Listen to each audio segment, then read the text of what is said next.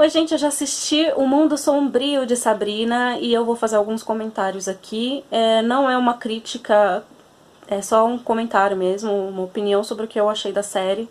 Até porque eu assisti a série antiga, né, que ela saía a luzinha do dedo dela e tudo.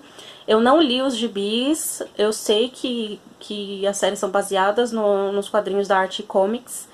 Mas tudo que eu for fazer e for comparar aqui vai ser com base na minha experiência, que é daquela da série antiga, toda coloridinha e feliz. Eu já vou dizer aqui que tem um pouquinho de spoiler sim, então já fica esperto, assim, que eu vou soltar algumas coisas. Pra começar, eu vou fazer algumas comparações com a série antiga, com a série nova, pra quem ainda não viu. E aí, depois disso, eu vou começar a comentar sobre as coisas que eu vi nessa série. O que eu senti diferença. Tudo. O nome dos personagens é o mesmo e a Sabrina é namorada do Harvey e só. Nossa, a relação acaba aí. Pra começar, o tom da série é completamente diferente. Dá pra perceber que o Mundo Sombrio de Sabrina foi criado pra ser uma homenagem ao terror, ao sombrio. Aquela ideia clássica das bruxas que se envolvem com o satanismo, que fazem magia com sangue, etc.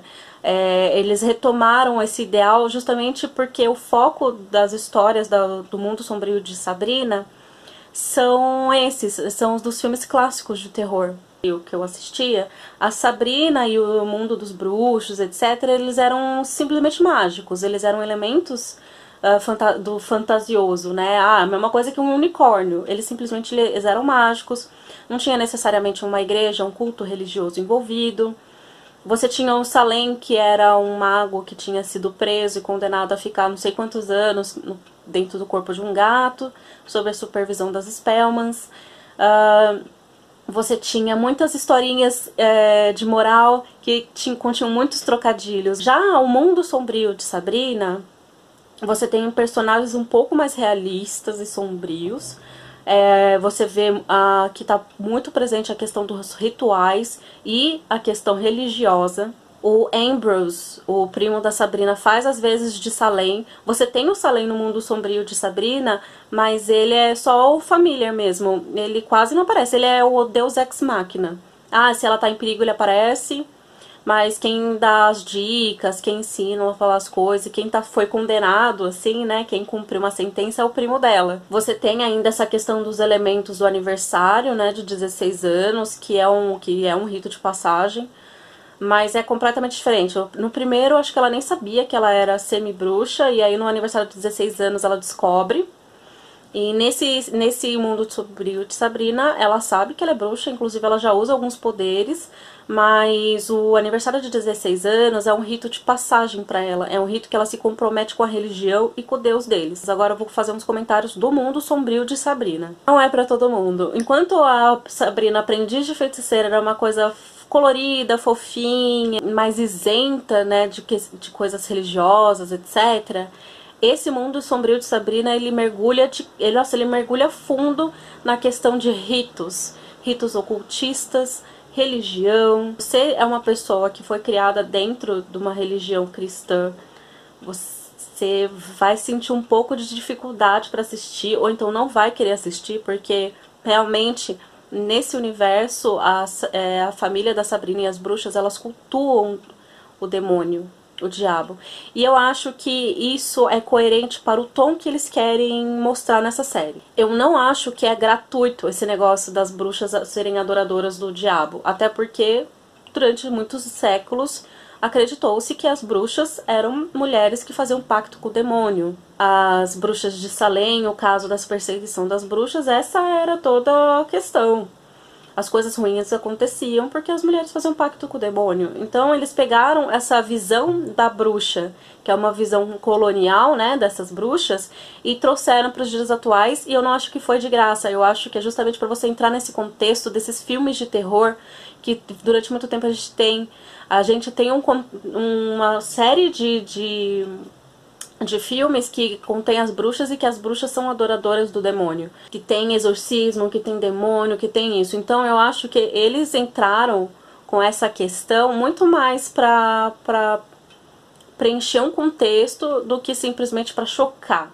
E eu acho que é muito interessante também porque eles colocarem esse contexto religioso na história da Sabrina, não só por essa questão das bruxas estarem associadas à imagem do diabo, mas para eles mostrarem o poder religioso e o tipo de controle que isso exerce sobre uma determinada população. E ele questiona muito, é a Sabrina, a própria Sabrina questiona muito essa questão do livre-arbítrio, porque no aniversário de 16 anos ela tem que assinar um livro em que meio que ela vende a alma pro diabo e em troca dos poderes e imortalidade, que não sei o que. E ela fala, tá, mas eu vou poder manter meu livre-arbítrio? Aí eles falam, ah, de uma certa forma sim, mas fica tudo sempre muito ambíguo. E aí no momento que ela vai fazer os votos dela para assinar o livro, ela se recusa porque ela percebe que aquilo não é livre-arbítrio coisa nenhuma. Ela não vai ter muita escolha. Inclusive até o fato dela chegar até ali, ela não teve muita escolha na vida dela. É até muito interessante esse negócio do pacto com o diabo. Eu não sei se tem a ver, mas é um elemento de um conto meio de terror. Vou estar falando bobagem, porque eu não fiz pesquisa nenhuma. Gente, quando eu faço esses vídeos, dificilmente eu fico fazendo pesquisa, porque uma opinião é uma coisa minha, assim. Eu acabei de ver e eu já venho correndo pra gravar. E aí depois eu vou amadurecendo as ideias na cabeça. Mas eu tenho um conto, acho que é do Fausto, que ele meio que faz um contrato com o diabo. Eu acho que é mais ou menos isso. E eu senti essa referência no Mundo Sombrio de Sabrina. Tanto que o sacerdote da religião deles se chama Faustus, né? E tem essa questão do contrato, para você conseguir um poder, mas você ter que vender sua alma. Então eu acho que entrou para isso também, para com uma certa homenagem para esses conceitos clássicos. Ao mesmo tempo você vê a Sabrina como uma pessoa questionadora, porque ela foi criada fora dessa igreja, criada fora desse mundo, ela viveu entre os mortais e esses imortais. Então ela tá sempre questionando essa religiosidade um tanto cega que eles têm dentro, né, da Igreja da Noite. E eu acho isso muito interessante, porque você vê que ela foi criada com duas tias, a Zelda e a Hilda. A Zelda é aquela tia religiosa que tudo reza, que tudo quer te levar para a igreja, que tudo que não sei o que acredita piamente no padre, que acredita piamente no sacerdote, sei lá quem. Enquanto a Hilda, ela já questiona um pouco mais, mas ela se colocou numa posição em que ela tem que aceitar o que a Zelda e o que o pessoal da Igreja da Noite fala. Então, na verdade, não existe tanto um livre-arbítrio, porque quem é criado nesse mundo dos bruxos já é criado para acreditar naquilo, que tem que ser bom, que tem que ser o quê, acreditar tudo que aquele sacerdote fala. E nesse ponto você tem realmente uma grande diferença com a Sabrina Aprendiz de Feiticeira, que as maiorias das magias que a Sabrina usa nesse mundo sombrio são magias ritualísticas, de ilusão, etc. Enquanto no outro era... apontava o dedo, saiu o brilhinho e as coisas se transformavam, sabe? Não tinha muito esse negócio de ter que fazer pentagrama, acender velas, que não sei o que. Ou então, se isso era mostrado de uma forma... Era bem galhofada mesmo, bem encantadora, parecia um negócio Disney, sabe? E eu acho que nesse sentido a série é bem interessante. Principalmente porque ela questiona essa questão da religiosidade, da crença cega. Eu tenho por mim que essa religião que eles têm é uma forma de controle. É uma forma de controle de população. Se essa divindade que eles cultuam, ela chega a aparecer em alguns momentos. Você sabe que tem uma coisa de terror lá, mas é uma coisa muito caricata, de uma crença antiga, sabe? Desses filmes de terror antigo, demoníaco, que não sei o quê. E aí você consegue ver algumas referências desses filmes de terror. Tem inclusive um episódio especial, que com certeza é uma homenagem ao filme do Exorcista. Essa questão desses sacerdotes, do canibalismo e tal, me remete muito a esses filmes antigos, do porquê dessa escolha. Embora talvez ela seja polêmica para muita gente. E outra coisa que me leva a crer também que essa religião seja uma forma de controle é porque muita coisa acontece porque aquele Faustus, o sacerdote, acha que tem que ser. Porque eu consegui falar com a divindade falou só comigo e agora vocês têm que fazer o que eu tô mandando, porque vocês têm que acreditar que eu sou a única pessoa que tem uma conexão com essa divindade aí, tá bom? E todo mundo fala, Tá bom, por quê? Porque eles foram doutrinados a pensar assim. E aí nessa série você também tem a questão do mistério dos pais da Sabrina, que você descobre que a mãe da Sabrina batizou ela Correninho e logo em seguida os bruxos, eu não sei quem, tem um certo mistério aí, o que aconteceu no passado dela, pegaram ela e levaram ela para assinaram o nome dela no livro quando ela ainda era nenê, e ela só poderia fazer isso no rito de passagem dela. Assinaram no livro dos bruxos lá. Então, eu não sei se o pai da Sabrina aceitou assinar o nome dela no livro dos bruxos, porque ele já sabia que ela já tinha sido batizada, ou se ele não sabia, não sei dizer. Mas tem um mistério muito grande entre a relação do pai da Sabrina com a mãe da Sabrina e essa relação que eles têm com o mundo mortal, que me leva a crer que realmente esse sistema religioso que foi criado pela Igreja da Noite, ele não é necessariamente só o que a divindade quer. Eu nem sei se na verdade essa divindade é uma divindade real, ou se é um imaginário, ou se é uma criatura que usa do controle, mas não necessariamente ela tem a ver com tudo aquilo. Eu questiono bastante isso. E eu questiono principalmente porque o pai da Sabrina, pelo que deu a entender na série, ele era um sumo sacerdote. E ele estava deixando de lado várias regras que tinham, ele estava começando a tirar.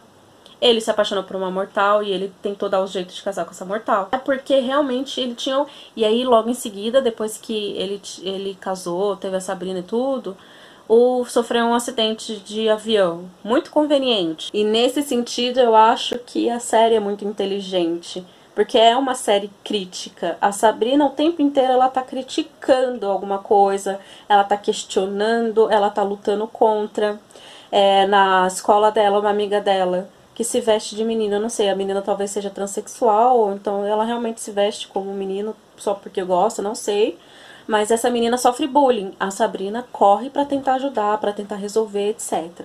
Uma outra amiga dela quer ler um livro que é considerado um livro, como eu vou dizer, pecaminoso.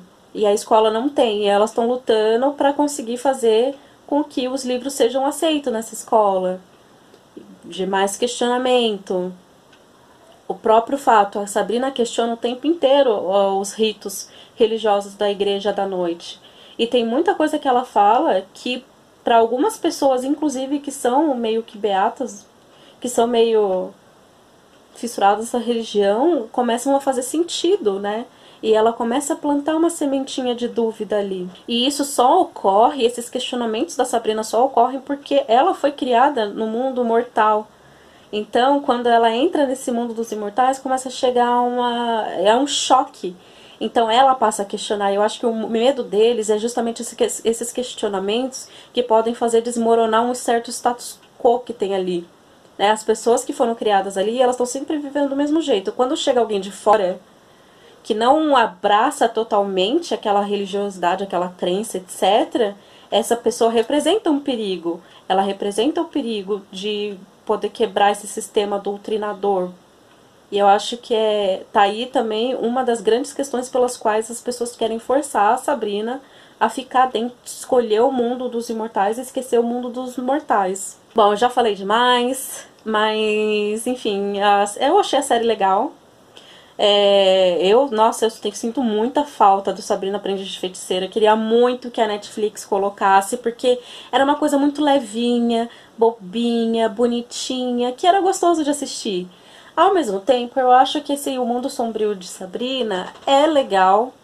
Ele serve o propósito. Cada episódio tem 1 hora de episódio. São 10. Ele serve o propósito dele de se te vir perto aqui do Halloween, que todas essas temáticas sombrias estão em alta. Eu recomendo a série, mas eu recomendo com ressalvas. Eu recomendo para aquela pessoa que consegue separar as próprias crenças de uma coisa que é usada para fins midiáticos, fins de homenagem aos filmes de terror. Eu ainda sinto muita falta do Sabrina Aprendiz de Feiticeira.